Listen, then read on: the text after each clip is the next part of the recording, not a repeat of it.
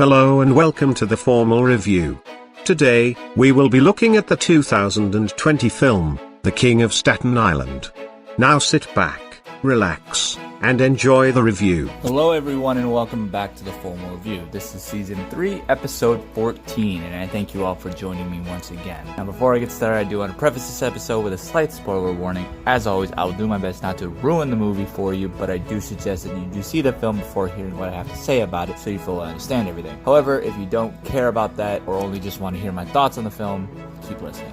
King of Staten Island is a comedy film directed by Judd Apatow, written by Apatow, Pete Davidson, and Dave Sears. It stars Davidson, Marissa Tomei, Bill Burr, Belle Powley, Maud Apatow, and Steve Buscemi. It follows a young man, played by Davidson, who must get his life together after his mom, played by Tomei, starts dating a new guy, played by Burr, who is also a firefighter like his deceased father. Judd Apatow has been working in comedy pretty much since 1995, when he was writing on the Tom Arnold Naked Truth television show, but his first writing gig on a movie was for Heavyweights, a film that I still remember to this day as the one that features random Mighty Duck actors and then also Ben Stiller. Attention campers, tonight's lecture is liposuction, option or obsession. After that, he became famous for writing and directing the television shows Freaks and Geeks and Undeclared. For those who don't know much about these shows, they premiered some of today's biggest comedian stars such as Seth Rogen, Jason Segel, Linda Cardellini, and James Franco. They also had a few other big name actors on them such as Charlie Hunnam and Kevin Hart. Since then, he has been a director of 8 films, of which he wrote 5 of them. These films are 40-Year-Old Virgin in 2005, 2007's Knocked Up, its sequel This Is 40 in 2012, Funny People in 2009, Trainwreck in 2015, and May It Last, A Portrait of the Avett Brothers in 2017, The Zen Diaries of Gary Shandling in 2018, and then this film. He also has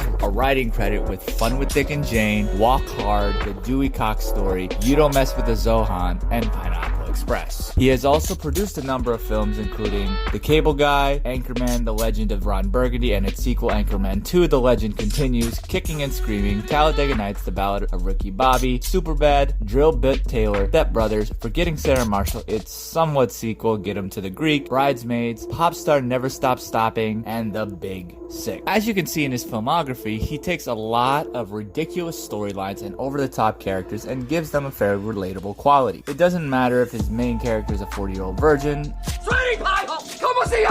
no, Kelly Clarkson! A stoner who's trying to become a father. I'm pregnant. What? I'm pregnant? With emotion? Or really someone just going through a midlife crisis. I hate the new generation of coolness out there. You just never get any information out of people you talk to, the youngsters. Hey, what are you doing? Just chilling.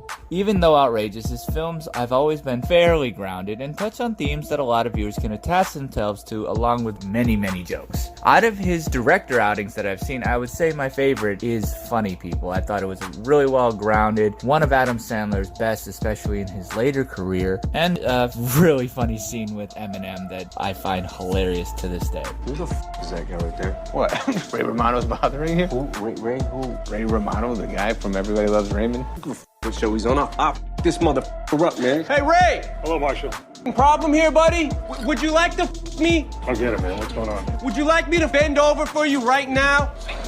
No, man. Gotta always be on my toes, man. So The King of Staten Island repeats this trend, and honestly, it may be his best effort yet. It has the normal outrageous characters that we're used to. However, I feel in this film, Apatow does a lot more to have the audience understand his characters' reasons for their life choices. It, at times, doesn't even feel like a stereotypical Apatow movie, as it's more indie than box office crusher. As such, this makes the film feel more real and more authentic. The film concentrates on its characters more so than the comedy, which allows them, and especially Davidson's character, to be someone that the audience can relate to even while laughing at it. What do you mean? Your skin looks see-through and the circles around your eyes are so dark. You look like an anorexic panda. Scott is a 24-year-old who lives at home with his mom and sister, who's played by Judd Apatow's daughter, Maud Apatow, in Staten Island. I joked in my trailer reaction, so this movie is a Davidson biopic?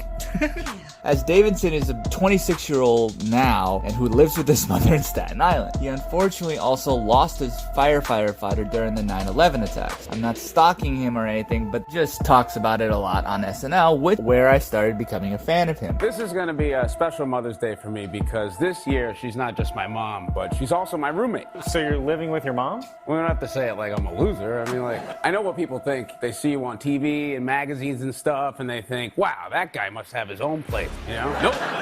It's not like I moved into her house. You know, I just bought a house with my mom, like a winner.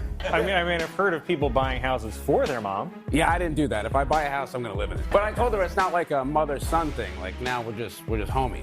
Homies. Okay, so she's sort of staying out of your business? Or? For the most part, but, you know, who just walks into the kitchen without knocking? Thankfully, that's a lesson my mother and sister have finally learned. Your sister lives there too? Yeah, and she's 21 and still living at home. Isn't that sad? It's weird living with my mom and sister because, like, I'll see a strange dude in the house, and I don't know if he's, like, some dirtbag preying on my sister or the saint who's gonna take my mom off my hands. But she's, like, really is the best, and I put her through a lot, so I'd like to bring her out. Please welcome the greatest roommate in the world, Amy Davidson. Hi, Colin. Happy Mother's Day. Thank you. Hey, man. Be nice. No, okay. Mom. What do you guys have planned for tomorrow? What do you mean? I put her on TV. This is it. You don't know. John Hamm could be single and watching, you know? I'd also settle for James Spader. All right, you'd settle for a Ninja Turtle. I just need a dad. I feel his humor is dark, brutal, and really vulgar. I somewhat see him as a combination of Robin Williams, George Carlin, and a little bit of Seth Rogen as well. Robin Williams has that kind of really vulgar stuff and he doesn't really care. I had open heart surgery. Will let you know exactly what the fuck it is. Open heart. Yes, an angiogram does not let you know what they're going to do. An angiogram is where they go through your groin to your heart. And who knew that the way to a man's heart was through his groin? And many women are going, we've known that forever. You grab a man, his heart will follow. And George Carlin has that kind of real talk, with always trying to have a message with his comedy. These male movie stars who think they're blues artists. You ever see these guys? Don't you just want to puke in your soup? In the first place, white people got no business playing the blues ever. The f*** do white people have to be blue about? Banana Republic ran out of khakis?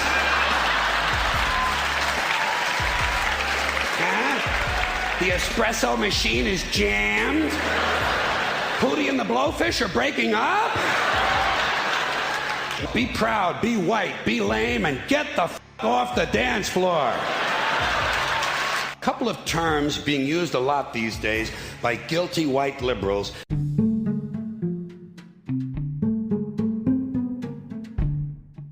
Voting isn't just going to the polls anymore on Election Day. Options like early voting, mail-in voting, and ballot drop boxes are available to more voters and are growing in popularity. How to Vote is a tool created by Democracy Works, and it breaks down the options your state offers by forecasting a ballot, empowering you to decide where and when to vote. Democracy works best when we all vote, but misinformation and confusion about election procedures have resulted in low voter turnout. How to Vote takes the guesswork out of the voting process. It is easy to use and helps folks from all over the country overcome many of the process barriers to voting. It is committed to helping you vote no matter what. You can use the How to Vote tool to sign up for election reminders, see what's on your ballot, get step-by-step assistance requesting your mail ballot, explore your options for returning your mail-in ballot, check your voter registration status, and find your local polling site, and make sure that you have an appropriate ID to bring with you. Decide when and where you'll vote this year at howto.vote.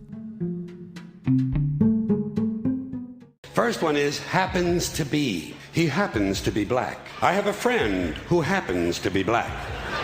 Like it's a accident, you know? Happens to be black. Yes, he happens to be black. Ah, yeah. He had two black parents? Oh, yes, he did. Yes, that's right. And they oh, indeed they did. So where does the surprise part come in? I should think it would be more unusual if he just happened to be Scandinavian.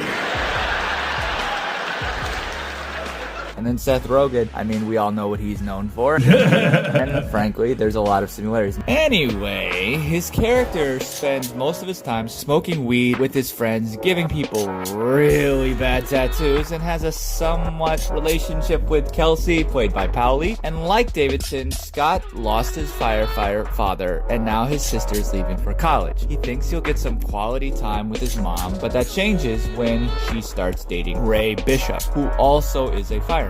This is a very hard thing for Scott to accept, so he tries to destroy the relationship, but obviously, because it's a movie, he eventually comes around. Ray eventually takes him to his firehouse, and Scott is able to bond more with him and also the rest of the firefighter team, in particularly Steve Buscemi's character, who was a real-life firefighter who became an actor afterwards. Scott then decides to start working at the firehouse. This essentially leads him to find more things out about himself, his father, and kind of know where he wants to go in life. I really enjoy seeing this character, mostly because Davidson's portrayal of him seems very personal. As I mentioned already, he has a lot of similarities with Scott. He and Scott also struggle with a mental illness, with Davidson having borderline personality disorder and Scott having bipolar disorder, while also living with his mom well into his 20s. This role really allows him to be fairly charming and funny, but raw and vulnerable as well. Though he hasn't really have a lot of things going for him outside of SNL, this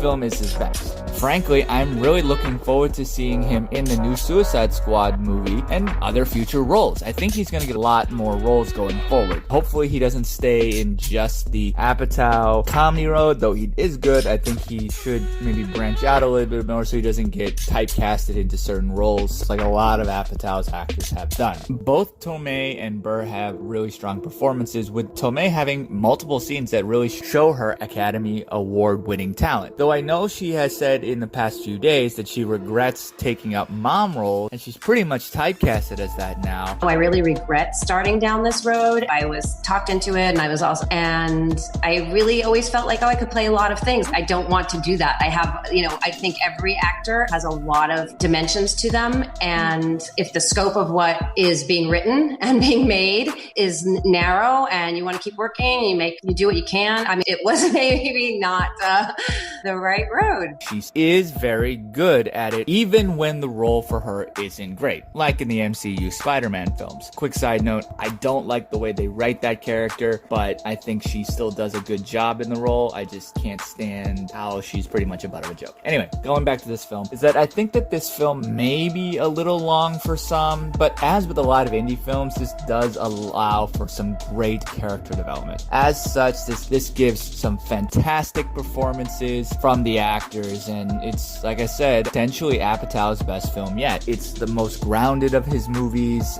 with some comedy put in there, but the comedy there isn't at the front end, it's the story. The comedy, I think, is pretty hilarious, but obviously that's fairly subjective. If you weren't a fan of Apatow before, or you don't like Pete Davidson humor, this film may not really change your mind on that. But if you were a fan of them before, you can kind of see why Apatow and Davidson work together on this story, because their humor honestly is very similar as well. And frankly, it was almost a match made in heaven. And so it's really worth watching just for Apatow's storytelling, Davidson's great acting, and that being really pushed in front of the comedy aspects of this movie. So what did you think of the film? And what is your favorite Judd Apatow movie, or honestly TV show? Let me know. Hit me up on social media. The Formal Review is on Twitter, Instagram, and Facebook. The URL is all the same. It's at The Formal Review. Follow me. You'll always be able to find the new episodes when they come out, as well as a few trailer reactions on Instagram and Twitter. Please also subscribe to the podcast on your favorite service. It is on Spotify, Google, and Apple Podcasts, Podbean, and really, honestly, anywhere you can find podcasts. Also, I'm always wanting to grow and improve, so feel free to leave a review on your favorite service. I see the numbers, and I do this for you all, and I want to keep it entertaining. I really appreciate everyone supporting me by listening and talking about movies with me online. For those who have contributed financially, I really thank you for supporting me in that way. For those who want to financially contribute, please go to anchor.fm/the_formal-review and click support this podcast. And I thank you very much in advance, and any donation is appreciated. Feel free to also check out backseatdirectors.com, where I write with a big team, movie reviews, and also other editorial articles. Thank you all for tuning in once again, and until next time, well, I won't say it to movies, but be safe, wash your hands,